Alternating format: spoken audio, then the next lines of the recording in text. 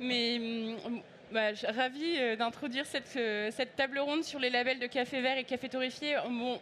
On les connaît, on en parle depuis longtemps, depuis des années même, des labels de café vert, les plus connus étant le label de commerce équitable, dans lesquels il y a une myriade de labels, le plus connu étant Fairtrade, bien sûr. Ensuite, on a d'autres labels qui sont existants. On a aussi les labels bio, on a aussi les labels de qualité, on a les marques de concours, on a tout un tas de labels. Si on prenait des labels agricoles, on pourrait prendre le concours général agricole aussi, qui est une sorte de médaille. Est-ce que ça devient un label ou pas ? Donc aujourd'hui, on va parler de qu'est-ce que c'est qu'un label. On va aussi parler de ce qu'on peut en attendre, quels sont ses enjeux. On va donc pour cela échanger avec Vincent Ballot, torréfacteur, meilleur ouvrier de France, torréfacteur depuis un peu plus que 1995. Tu vas te présenter ensuite. Je fais juste un premier tour de table. Julie Stoll, qui est la directrice de la Commerce Équitable France, donc qui est anciennement la plateforme du commerce équitable, donc qui regroupe, qui représente un certain nombre de labels et d'initiatives, à la fois pour ce qu'on appelle globalement les Suds, donc les produits plus tropicaux, et aussi depuis quelques années l'émergence de labels français. Marius Serron-Siméon, qui est donc travaille chez Belco, qui est agronome et qui réfléchit et pourra nous éclairer sur leur approche aussi des différents labels, l'approche de Belco, qui est donc importateur de café vert en France, qui travaille des qualités assez variables et des cafés de spécialité dans des relations de long terme aussi, pas que. Voilà, et qui se pose la question de comment valoriser aussi ce travail auprès à la fois des entreprises et des consommateurs. Et puis nous avons Simon, ton nom de famille, pardon, c'est Simon Chabergy. Chabergy, voilà, qui représente Max Havelaar France, qui s'occupe à la fois du café et du thé. Max Havelaar France et donc Fairtrade International, et qui pourra notamment nous parler de ce que c'est qu'un prix minimum garanti. Voilà, je voulais commencer simplement par dire que dans les rapports qui sont faits aujourd'hui par notamment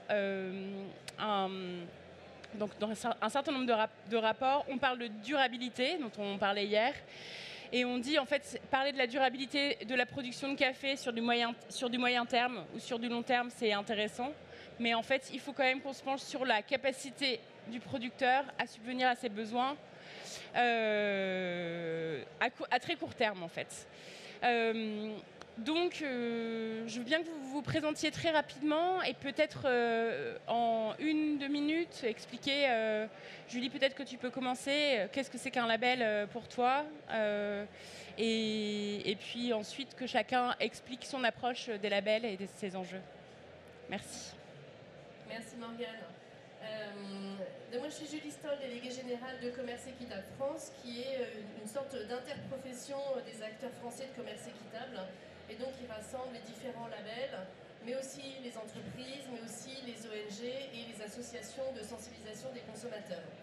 Et le commerce équitable, parmi la myriade d'initiatives volontaires qu'on peut trouver en matière de durabilité sur le marché, a cette spécificité qu'ils se sont regroupés et que depuis 2005, nous bénéficions d'une loi française qui vient cadrer ce qu'est le commerce équitable.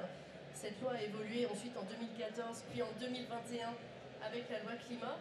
Et aujourd'hui, nous avons un tronc commun des critères fondamentaux du commerce équitable. Et ce tronc commun exige également que quand on parle de commerce équitable, derrière, on ait un label.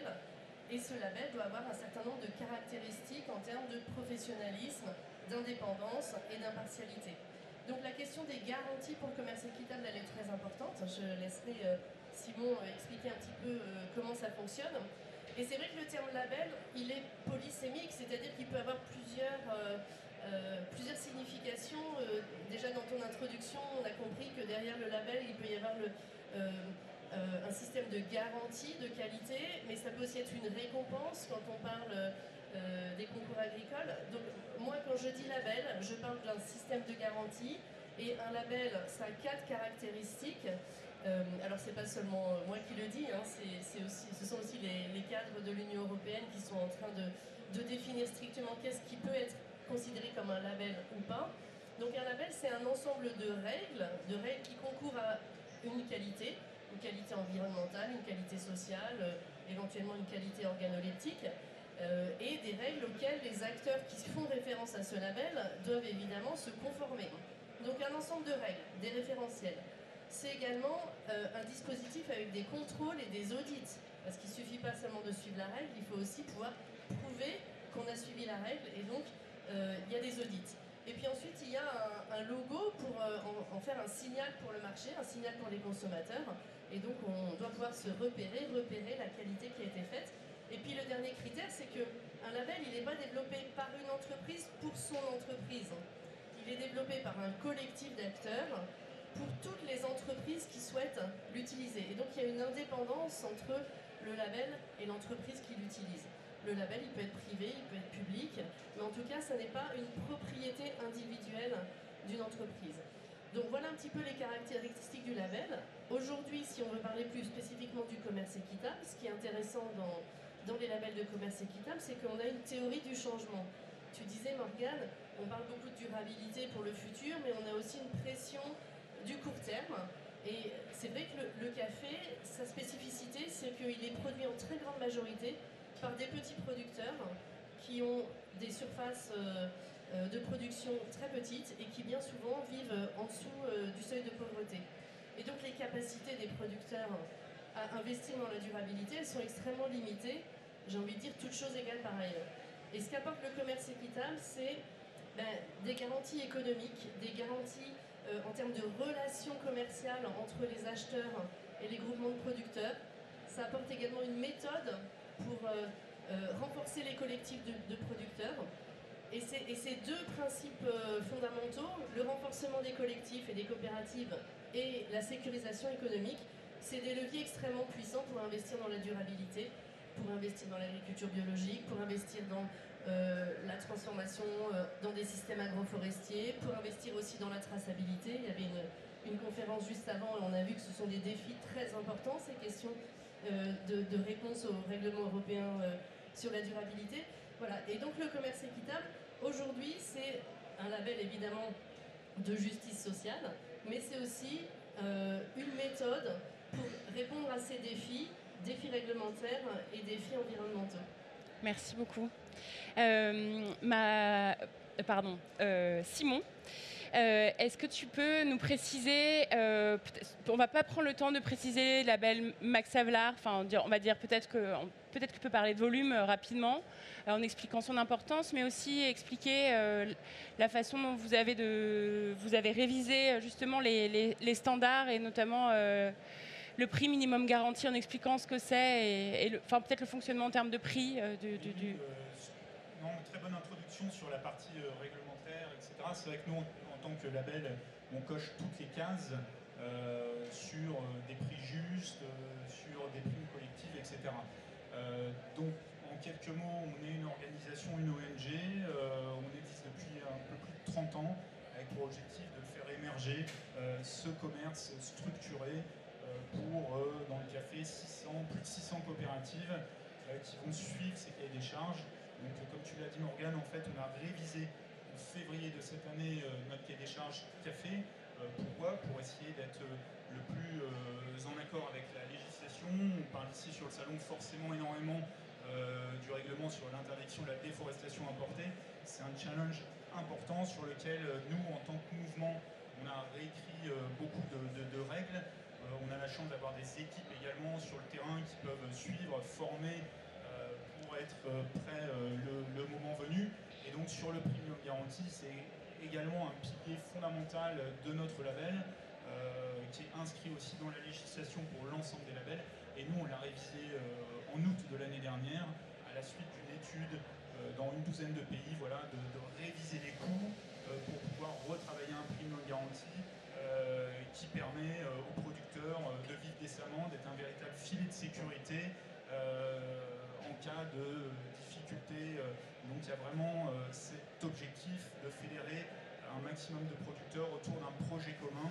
Et dans le café, ils sont plus de 850 000 producteurs et productrices à suivre nos cahiers des charges et à être structurés pour un café qui bénéficie aux producteurs, aux productrices et meilleur pour la planète en qualité.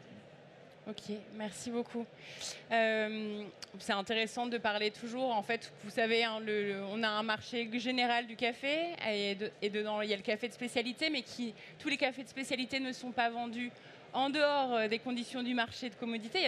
Il y a souvent des différentiels qui sont appliqués. Donc ces enjeux-là, ils sont particuliers, ils sont un peu complexes à comprendre. Mais donc le système de prix minimum garanti, en fait, ça assure qu'on va avoir un prix plancher qui est le prix estimé de la durabilité. Alors il a été fixé à 180 cents la livre, c'est ça, hein, pour de l'arabica lavé. Et ensuite, on rajoute la prime développement durable. Par livre, voilà. Voilà, deux éléments fondamentaux du fair trade. Alors, c'est intéressant. Je me permets une petite incise. Hein. C'est intéressant parce que on a un économiste qui est assez... Salut Stéphane. Monsieur Etikable et Café Michel. On a quand même un prix, on a un prix, pardon. On a un économiste qui est très connu, qui publie Cyclope en 2011, pendant la crise des matières premières, suite à la crise des subprimes aux États-Unis. Il disait le prix du café durable, c'est entre 180 et 210. Bon, là, on est déjà 12 ans après et on y arrive enfin, donc c'est déjà pas mal. Pour dire que cette question du prix, elle se pose quand même, et même notre café de spécialité, mais Vincent, tu pourras, et puis aussi Marius, voilà. Elle se pose de façon très pointue et en même temps, ça paraît beaucoup d'argent. Enfin voilà. Marius, est-ce que tu pourrais nous expliquer comment tu analyses toi ces différents labels et la position que vous avez aussi chez Belco? Voilà. La particularité de ton parcours aussi, c'est que toi, tu as travaillé longtemps avec des organisations de producteurs. Donc pas seulement des producteurs individuels, enfin, même si tous les individus convergent vers une association. Voilà. Oui, effectivement, j'ai travaillé pendant 5 ans à l'étranger sur l'accompagnement à la structuration de filières agricoles et souvent de filières certifiées, Sabla, Fair for Life, Bio, SPP aussi.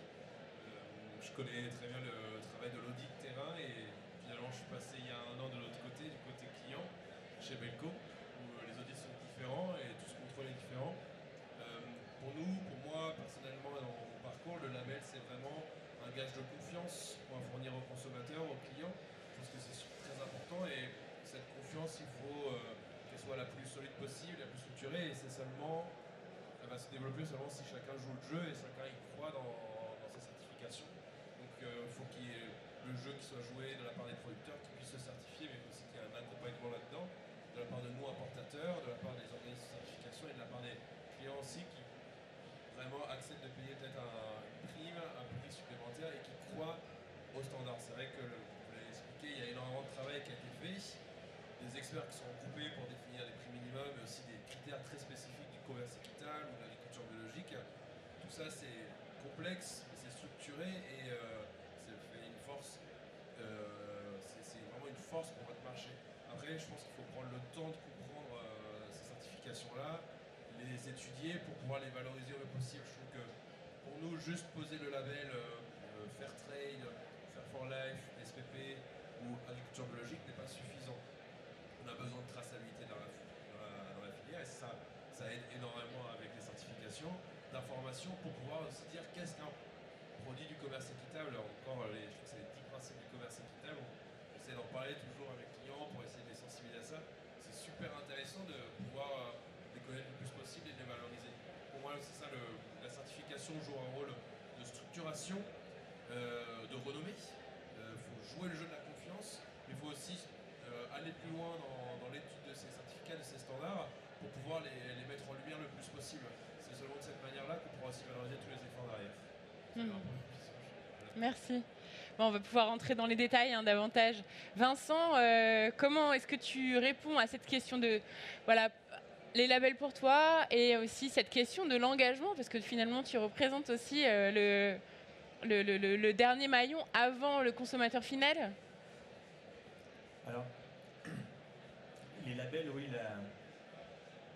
la forêt des labels, on vient de parler de la déforestation, il y a quelque chose d'assez compliqué, opaque pour la majorité des consommateurs, mais aussi des torréfacteurs dont je fais partie. Et il faut faire les bons choix.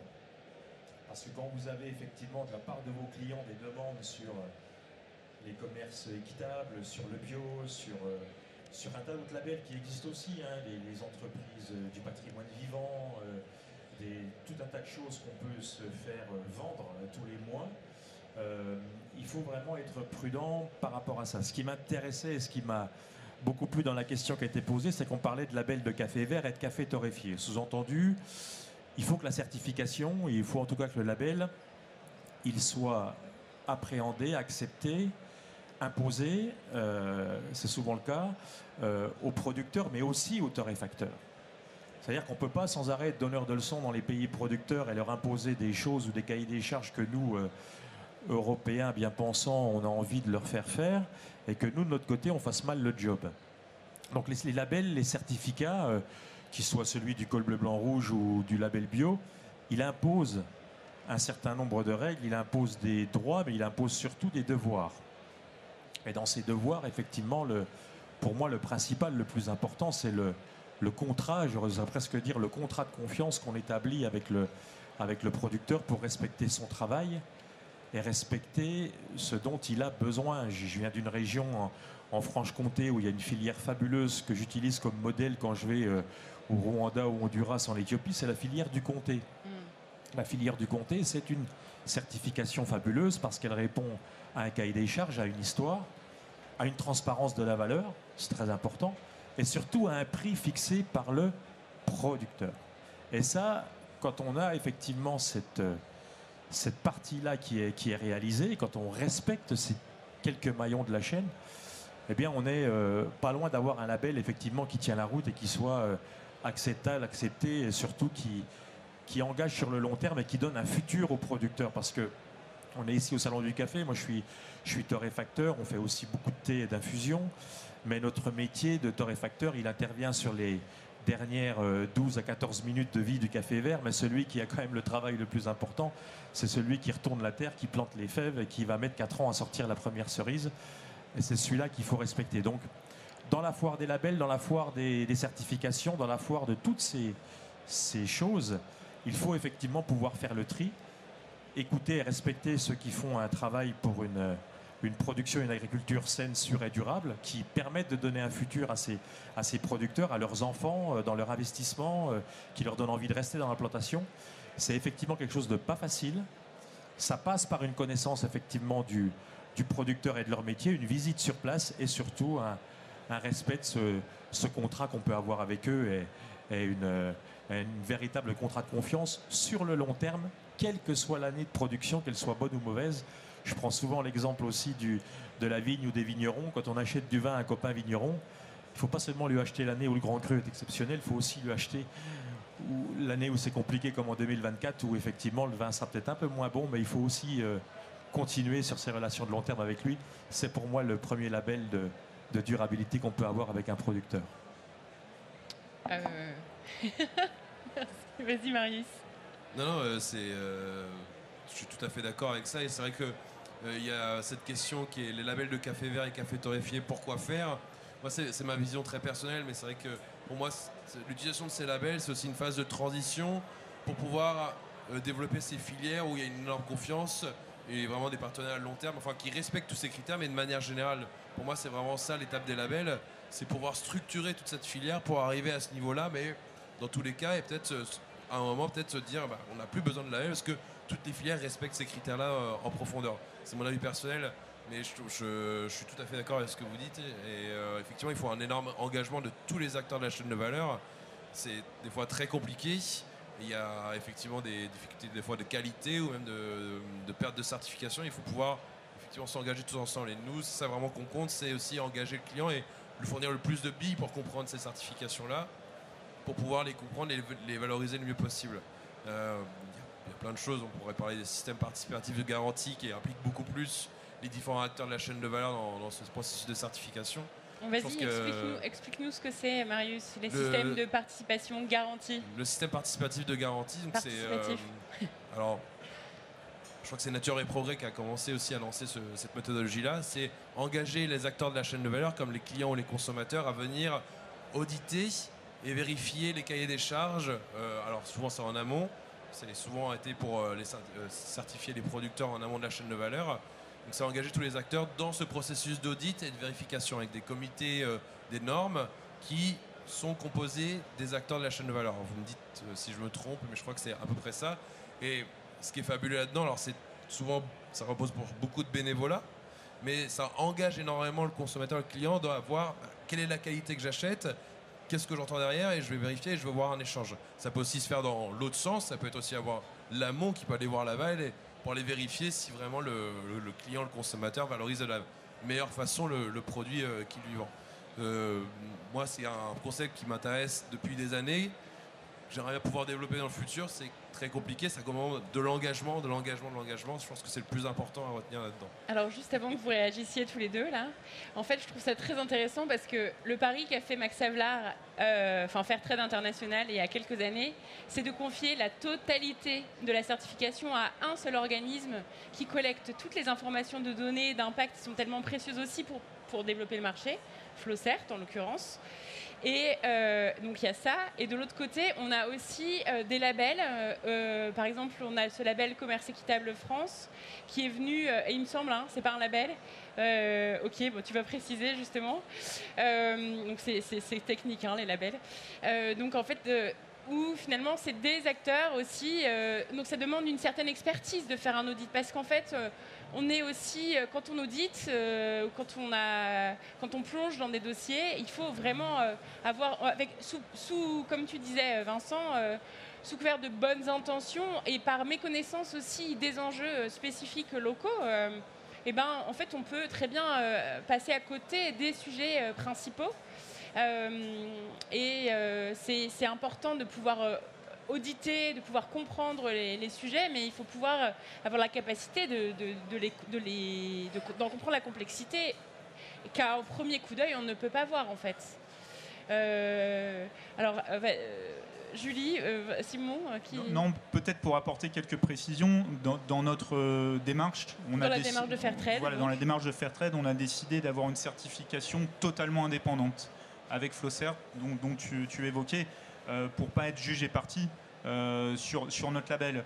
On écrit les règles, en revanche, ce n'est pas nous qui vérifions si ces règles sont bien appliquées pour être vraiment autonome par rapport à une décision, une coopérative qui n'appliquerait pas les règles, etc. Pour vraiment éviter d'être jugé parti sur une situation qui pourrait pas forcément être très, très bénéfique au mouvement. Mais l'idée, c'est vraiment de faire en sorte d'avoir des règles très, très précises, mais aussi des règles par rapport à ce qu'on évoquait tout à l'heure, qui concernent également les transformateurs. L'idée, en effet, c'est pas uniquement de mettre de la contrainte sur les producteurs et les productrices, mais c'est d'avoir chacun des maillons qui va être solidaire. Et c'est ça vraiment l'esprit du Fairtrade, c'est d'avoir cette solidarité aussi bien pour les producteurs qu'au niveau des consommateurs qu'on espère faire adhérer à ce projet de prix plus juste, de produits plus... Voilà. Mais enfin, ce que je voulais dire, c'est que bien sûr, être juge et parti, donc c'est pas vous qui auditez. Néanmoins, il n'y a que Flowcert, alors que en fait, dans le fonctionnement des organismes de certification, Julie, tu pourras expliquer, mais en fait, il y a EcoCert, il y a Bureau Veritas, en fait, tous les bureaux d'audit sont capables, en théorie, de vérifier un système de cahier des charges avec des règles qui sont éditées. Donc, le pari de Fairtrade, c'est de dire, en fait, il y a une complexité dans le... Enfin, il me semble, Enfin, peut-être tu veux faire la réponse. Non, alors c'est vrai que c'est notre schéma pour les produits sud. On a un schéma qui est différent pour les produits nord. C'est vrai que Max Havelaar a décidé de développer une filière laitière, filière céréalière, etc., avec des audits qui ne sont pas réalisés par Flowcert. Voilà, on teste des choses aussi, avec pour objectif de ne pas être non plus pieds-poings liés avec une organisation ou autre. Voilà, il y a aussi une réflexion sur la suite, mais il y a vraiment pour nous une distinction entre le mouvement et les audits qui est très clair là-dessus. Julie. Oui, moi je voulais réagir sur deux choses. La question de la forêt des labels, on parle parfois de jungle des labels comme quelque chose d'un peu négatif, alors qu'une jungle c'est très beau et c'est l'exemple même d'une richesse de biodiversité. Donc moi j'aime mieux parler effectivement de biodiversité des labels. Il faut quand même une boussole pour pouvoir s'y repérer. Je pense qu'il n'y a pas lieu d'avoir un discours trop anxiogène par rapport à ça. Je donne souvent un exemple, j'ai des jumeaux de 9 ans qui connaissent 150 Pokémon avec toutes leurs caractéristiques, leurs forces, leur mode de transformation, etc., comme tous leurs copains. Et donc, je veux dire, nous, en tant que consommateurs ou professionnels, on peut aussi se cultiver sur les spécificités des labels et des systèmes de garantie. C'est pas quelque chose qui est hors de portée. J'ai ramené un guide des labels que nous publions avec des partenaires internationaux et qui est à disposition, qui est gratuit sur notre site internet. Mais il y a d'autres organisations comme Faire un monde équitable qui publient aussi une boussole des labels. Et donc voilà, il y a des outils pour s'y repérer, c'est quand même pas si compliqué. Je voulais réagir aussi sur le terme engagement. Je crois qu'il est crucial, le terme engagement sur la durée. C'est effectivement un des principes du commerce équitable. Il y a le label, et puis ensuite il y a la pratique des professionnels. Et on est face à des défis qui ne vont pas se résoudre sur le court terme. On est face à des défis de justice sociale, de transformation des modes de production. On sait que pour la conversion en agriculture biologique, c'est 3 ans minimum. Donc déjà, voilà, du one-shot, on ne permet pas à des agriculteurs de transformer leur système de production vers l'agriculture biologique. Faire pousser, installer une plantation de café en système agroforestier, il faut au moins 3-4 ans avant que ça rentre en production et un peu plus pour que ça rentre à maturité. Et ça demande des investissements qui sont hors de portée des producteurs s'ils sont dans une fragilité et dans une précarité économique trop importante. Pour les producteurs et leurs organisations, accéder à du crédit, par exemple, du crédit bancaire pour financer ces investissements, ben, en face, il faut des garanties. Avoir un contrat pluriannuel avec des acheteurs qui disent « mais moi, je m'engage sur plusieurs années avec vous, sur tel prix et sur telle quantité », ça change la donne. Ça leur permet effectivement d'accéder à du financement bancaire ou autre qui vont leur permettre de financer ces investissements, également sur les questions de traçabilité et de transparence. Et je pense que ça, c'est vraiment il n'y a pas que le commerce équitable qui fait ça. Vous n'avez pas forcément besoin du commerce équitable pour le faire, mais je vous encourage quand même tous à miser sur la durabilité de l'engagement et l'engagement mutuel dans un esprit partenarial pour répondre aux défis de la filière, que ce soit des défis environnementaux, des défis sociaux ou des défis réglementaires. C'est une règle qui est très importante au-delà de la question du prix. Marius. Je me permets vraiment d'insister, effectivement, je suis tout à fait d'accord avec ça. L'exclusivité n'est pas une durabilité. On va souvent voir des... Je me permets de le dire, parce que je trouve que dans la filière café de spécialité, on va avoir tendance à changer très rapidement son blend, son origine du café pour toujours essayer de satisfaire un consommateur qui a envie de découvrir. C'était pas du tout, c'est complètement contraire à cette durabilité de changer de contrat de production avec un fournisseur, c'est très compliqué. L'engagement, c'est vraiment un des piliers de la durabilité. Donc, si vous voyez des cafés exclusifs, dites-vous que quand même derrière, c'est-à-dire que le producteur l'année prochaine, on va sûrement pas lui racheter son café parce que le fournisseur va être passé à autre chose. C'est effectivement très important, très compliqué, et c'est là où les labels peuvent aussi fournir une solidité derrière en disant bah, je m'engage sur le long terme, mais je peux avoir peur ou alors peur de ce qui va se devenir après ou ce qui peut évoluer au niveau de la filière de mon fournisseur. Mais le fait qu'il soit labellisé et certifié aussi, ça me donne des garanties sur le long terme. Et une relation long terme avec eux, avec des acteurs effectivement privés ou même de la filière qui permettent de vérifier tout ça. Effectivement, l'exclusivité n'est pas une durabilité. Ça, je préfère aussi le préciser. Je pense que c'est important, vu qu'on parle de café de spécialité. Ça fait une belle transition, hein, Vincent, je trouve. Par rapport à justement ta façon d'acheter chez Lagrange. Sur du long terme, tu favorises pas forcément des labels, même si tu travailles plutôt avec... vous travaillez plutôt avec l'agriculture biologique. Je trouve ça aussi important.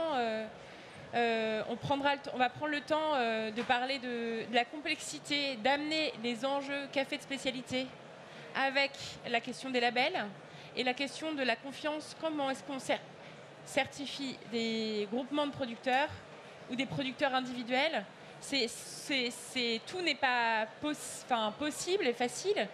Et au-delà du prix, il y a des enjeux de la qualité environnementale, de la qualité sociale. Et il nous reste 10-15 minutes. Alors, je vais faire court sur la partie bio. Effectivement, nous, c'est... Et l'engagement aussi sur l'engagement aussi sur les producteurs et les fournisseurs. Le label bio, pour nous, la certification bio est sans doute une des plus utilisées, même si c'est un peu schizophrène, parce que je suis assez énervé de devoir faire certifier des produits bio, alors que je pense fondamentalement qu'on devrait plutôt écrire ce qu'on met de pas bien dans les produits plutôt que de dire qu'on met rien dans les produits puisqu'ils sont bio. Enfin bon, ça c'est un autre débat. Mais la certification bio, elle a un coût pour les producteurs bien sûr, parce qu'il faut aussi faire passer des organismes certificateurs, et pour les producteurs, il faut imaginer qu'une certification à $1 500, c'est pas si simple que ça à acheter. Et il faut aussi, dans les contrats de partenariat qu'on peut avoir avec eux, les contrats de long terme, bien s'engager aussi sur cette partie-là. J'ai effectivement la chance, et c'est quelque chose qui n'est pas forcément reproductible pour tous les torréfacteurs de villages, de quartiers. Je suis un rural convaincu, et on habite dans un petit village de Haute-Saône en Franche-Comté. Mais on a la chance de pouvoir aller effectivement en pays producteur, sur place, élaborer effectivement des relations de long terme, des relations fondamentalement humaines. C'est-à-dire que j'ai l'habitude de dire, et ça peut vous paraître bizarre, mais que avant de choisir un café pour ses notes organoleptiques, c'est surtout le paysan ou l'agricultrice qu'il y a derrière qui m'intéresse, parce que une belle personne fera toujours un bon produit à un moment ou à un autre, si jamais l'alchimie marche avec lui ou avec elle. Et c'est d'abord ça, c'est d'abord l'histoire, d'abord le long terme, d'abord la famille, d'abord ce qu'on peut écrire avec cette personne qui va faire effectivement que notre choix va se porter sur tel ou tel. Et effectivement, derrière, il y a un engagement important pour se dire, on va continuer à acheter avec toi. Je prends souvent l'exemple d'une ferme au Costa Rica bio qu'on connaît depuis des années, qui rencontre maintenant mon fils, et maintenant je suis en relation avec la fille de Monsieur Quesada de l'époque, et effectivement quand on arrive là-bas sur place, quand on a la chance de pouvoir y aller, effectivement pour 20 ou 30 ou 40 sacs par an, on sait derrière, et ils savent derrière qu'avec la grange ils continueront à avoir cette continuité, cet engagement sur le long terme qui leur permet d'investir, qui leur permet de continuer à travailler sur le bio, qui est quelque chose d'assez compliqué à faire au Costa Rica par exemple. Donc il y a vraiment dans ces relations, dans ces labels, une relation, un engagement que vous avez souligné, et des relations humaines qui sont très importantes. Et effectivement, on a l'habitude, on parlait tout à l'heure de la déforestation, qui va être un enjeu terrible pour ces petits producteurs qui souvent n'ont pas accès au système bancaire, qui n'ont pas accès à un cadastre pour démontrer que leur parcelle est bien à eux. Et ces choses-là, effectivement, il faut qu'on les accompagne, il faut qu'on fasse en sorte que ça marche le mieux possible, parce que même si l'idée est très belle au départ de limiter la déforestation, qui est un enjeu capital pour la vie de nos enfants et de nos petits-enfants, et je suis grand-père depuis peu de temps, il faut quand même qu'on les accompagne, et là aussi c'est avec un engagement de long terme, et c'est dans ce sens-là que les labels sont importants. Les labels équitables, avant l'équitable, effectivement, il n'y avait rien, c'était catastrophique. Aujourd'hui, c'est un peu mieux avec ces labels-là. Il faut continuer, parce que c'est un travail de long terme qui nous engage, et sur les dizaines d'années à venir, si on veut que cette filière continue à progresser et que les enfants continuent à en vivre. Alors, tu veux préciser quelque chose ? Vas-y. Oui, je veux préciser par rapport à cette question du règlement européen de lutte contre la déforestation par rapport au café. C'est vrai qu'on est dans un certain paradoxe. En fait, la filière café, le café tout venant, c'est une filière qui est caractérisée avant tout par son opacité et par des filières de commodities dont on ne sait rien. On peut subodorer qu'elles participent beaucoup à la déforestation, et on peut subodorer qu'elles sont issues de filières où les producteurs sont très mal payés. Et le paradoxe, c'est que finalement les filières de spécialité sont parmi les plus clean, mais aussi sont portées par des acteurs qui sont plus petits d'un point de vue économique, et où la charge de la preuve va être très difficile, alors que les pratiques sont déjà très largement en conformité. J'ai pas de solution toute faite pour résoudre ce paradoxe, si ce n'est que, comme les producteurs dans le commerce équitable, on est quand même plus fort à plusieurs, et donc les collectifs et le rassemblement des forces seront des leviers pour trouver les outils qui permettent de se mettre en conformité avec ce règlement. Marius, tu veux réagir là-dessus? Non, tout à fait d'accord. Le grand levier, c'est le collectif. On l'a parlé hier avec la durabilité, c'est la co-construction, c'est de l'engagement au niveau de chaque étape de la chaîne de valeur. Il y a plein de méthodes, plein d'outils, les labels. Et j'ai parlé rapidement des SPG, mais il y a plein de manières différentes, mais c'est de l'engagement. Moi, je suis... Et comment justement, parce que vous travaillez chez Belco, vous travaillez avec des producteurs, des individuels, certains portent des projets collectifs, je pense à FAF, qui est très connu, qui essaime et qui fait vraiment, qui permet de fertiliser tout un territoire, en fait, on va dire.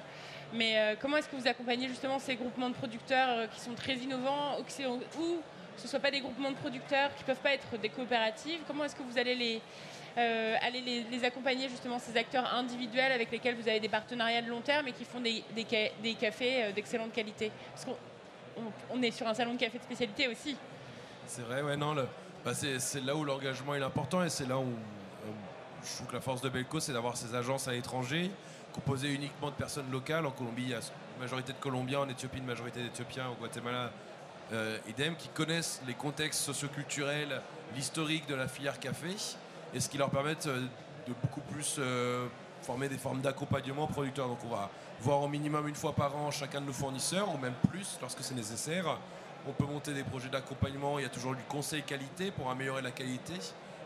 Un café que vous allez goûter sur le stand, c'est le café Fabrica, qui est un partenaire depuis de nombreuses années, avec qui on a accompagné sur la process nature, et qui aujourd'hui nous fournit un café entre 84 et 85 sur l'échelle Sky, qui est pour moi excellent et qui représente énormément de cette histoire de partenariat long terme avec Belco. Donc de manière générale, nous, c'est de l'accompagnement sur le terrain, technique, surtout sur de la qualité, et surtout de la récolte d'informations, de l'échange, et surtout une relation humaine, en fait. C'est essayer de comprendre les besoins, les représenter. En fait, des fois, il y a même un peu du conflit entre Belco en France et les agences qui représentent aussi les fournisseurs et qui défendent aussi le bout de gras des fournisseurs lors d'un contrat. Et je trouve ça génial, ça fait du collectif, ça fait de l'échange, du débat. Moi, c'est ça que je vois, notre force dans l'engagement et dans l'accompagnement des fournisseurs à l'origine. Ok. Donc, je voulais juste reprendre pourquoi des labels et pourquoi des labels non du commerce équitable, aussi pour répondre à la question à l'assertion de Marie-Hélène tout à l'heure. En disant, en fait, on a par exemple la coopérative qui est très connue aujourd'hui, qui s'appelle Comme ça. Comme ça, c'est une coopérative qui est au Honduras. Si vous la trouverez sur les salons de café de spécialité, vous la trouverez aussi dans les supermarchés, en fait. Parce qu'effectivement, un producteur de café, il a de la qualité et il a aussi de la qualité un peu moins qualitative.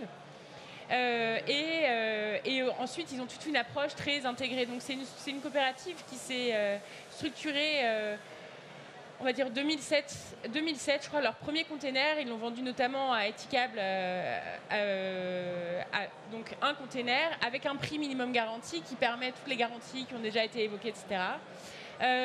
Ensuite, ils se sont développés. Aujourd'hui, c'est 250 containers certifiés Fairtrade. C'est pas rien du tout. 250 containers, c'est beaucoup.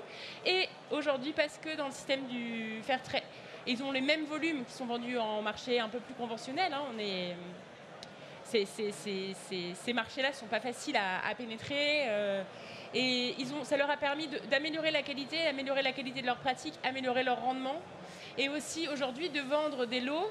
Il y a des producteurs qui font partie ou qui faisaient partie de cette organisation de producteurs. Ça peut être de la transition, comme une amie commune, donc Myriam Elisabeth Pérez Celaya, Betty, qui vend des lots. Elle a 5 hectares avec sa finca qui s'appelle Clave des Sols. Et en fait, donc, il y a eu une progression qui leur permet d'avoir une différenciation. Et ça, c'est très intéressant parce que, à la fois, ça permet de diffuser des pratiques innovantes auprès des autres producteurs, auprès des autres organisations de producteurs, parce qu'il y a des échanges importants entre Guatemala, Pérou, Côte d'Ivoire, sur ces dynamiques-là. Et voilà. Simon, tu veux réagir ? Non, mais c'est un bon exemple de parler de la diversité du café. C'est vrai que dans notre mouvement Fairtrade, on a 30 pays de producteurs, donc forcément il y a des qualités qui peuvent être très différentes, qui peuvent intéresser tous ceux qui sont ici sur le salon. Nous, notre mouvement, il organise régulièrement des cuppings par pays avec toutes les coopératives Fairtrade, où on sort des cafés avec des scores de plus de 85. Donc il y a aussi ce souhait de mieux valoriser le café, de faire progresser les producteurs et les productrices sur la façon de le produire, etc., pour pouvoir arriver à la juste rémunération. Ça passe aussi par l'amélioration de la qualité, l'amélioration des rendements, le respect de toutes ces législations qui sont parfois complexes, peut trouver des effets bénéfiques dans une meilleure valorisation. Donc l'idée, c'est de pouvoir adresser des cafés aussi bien pour des partenaires ici qui ont fait le choix du Fairtrade comme Terre de Café, Brûlerie des Gobelins, etc., mais aussi s'adresser à des acteurs un petit peu plus généralistes pour faire en sorte, nous, en tant que mouvement, d'avoir un maximum d'impact. Et on a de l'impact si on arrive à engager des volumes conséquents, donc 250 conteneurs, c'est des efforts qui ont été faits pour le valoriser sur ces conditions-là, pour faire en sorte d'avoir un maximum de producteurs et productrices sur la zone qui vont bénéficier de ces prix, bénéficier de projets collectifs comme des travaux sur des routes pour faciliter le commerce de la coopérative. Donc ça fait partie de projets en effet pour Fairtrade, de valoriser un maximum des volumes produits par une coopérative aux conditions Fairtrade et avec des acteurs comme ici les spécialistes du café de qualité, on peut embarquer encore un petit peu plus de producteurs dans ces projets de meilleure valorisation. Julie ? Oui, je voulais rebondir sur cette question de la diversité et on disait en début, finalement vous allez voir les labels, c'est pas synonyme de bon goût. Eh bien, un petit peu quand même. Et moi, ce que j'observe, c'est que le commerce équitable, il fait émerger des champions, en fait, dans plein de disciplines. Aujourd'hui, les coopératives qui sont les plus avancées en termes de compliance avec le règlement européen, ce sont bien souvent des coopératives issues du commerce équitable. Les coopératives qui sont les plus avancées en matière de performance environnementale et de performance économique des systèmes agroforestiers, ce sont bien souvent des coopératives qui bénéficient de relations de commerce équitable. On voit aussi l'importance du commerce équitable dans l'émergence des filières bio des pays du Sud. Plus de 80% des produits équitables vendus en France aujourd'hui sont également labellisés biologiques. Et quand on regarde les trajectoires des coopératives, elles sont d'abord rentrées par le bio, par le commerce équitable, et ensuite elles sont arrivées par le bio. Donc voilà, c'est pour montrer un peu l'importance en fait de réviser la relation économique, la relation partenariale, les méthodes d'achat, et ensuite on arrive à toute une série d'impacts sociaux, d'impacts économiques, d'impacts organoleptiques, d'impacts de qualité qui sont très importants. Vincent, est-ce que tu voudras conclure ? Juste avant ça, je voulais dire que engagement, ça peut être synonyme de liberté aussi, à la fois pour les producteurs, c'est émancipateur d'une certaine façon. Donc ça va avec connaissance, réciprocité dans le marché, etc. Donc ça, c'est aussi très beau de la relation, tu parlais de la relation. Dire aussi que commerce équitable, comme on en a parlé lors de notre préparation d'entretien, c'est commerce équitable, label ou café de spécialité ne veut pas forcément dire que c'est bien acheté et que c'est bien produit. Voilà, donc on peut reparler des Pokémon, mais je te donne le mot de la fin, c'est pour toi. Débrouille-toi avec les Pokémon, puis le faire bien avec pas forcément café de spécialité. Oui, la grille de notation qui fait partie effectivement des clauses, cette fameuse note supérieure à 80, et peut être des fois effectivement contestée, discutée.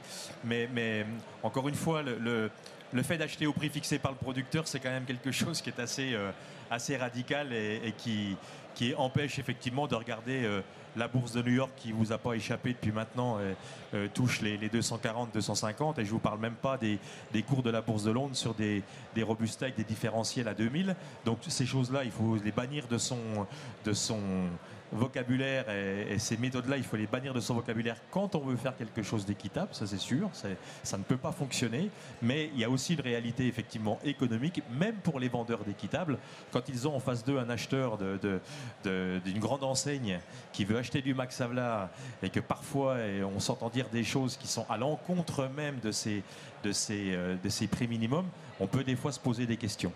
Mais encore une fois, l'avenir, c'est effectivement l'engagement, c'est aussi, j'allais dire, la sobriété dans la consommation. Et effectivement, on aura effectivement dans les années à venir, comme pour le chocolat, des difficultés à trouver des produits, du café. Et je ne veux pas faire peur à personne par rapport à ça, mais il faudra s'habituer à consommer moins mais mieux, à être plus sobre dans notre façon de se déplacer pour aller voir nos producteurs, dans la façon de produire, dans la façon d'acheter.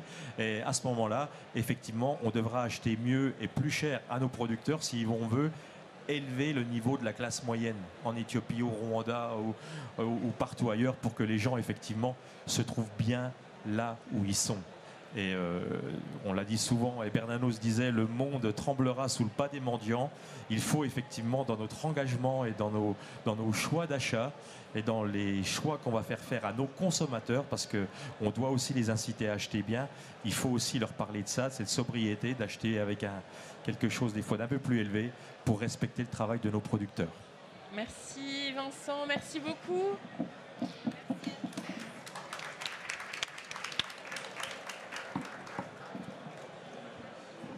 Merci à tous pour cette table ronde et je vous propose une petite photo. Et merci au public d'avoir assisté.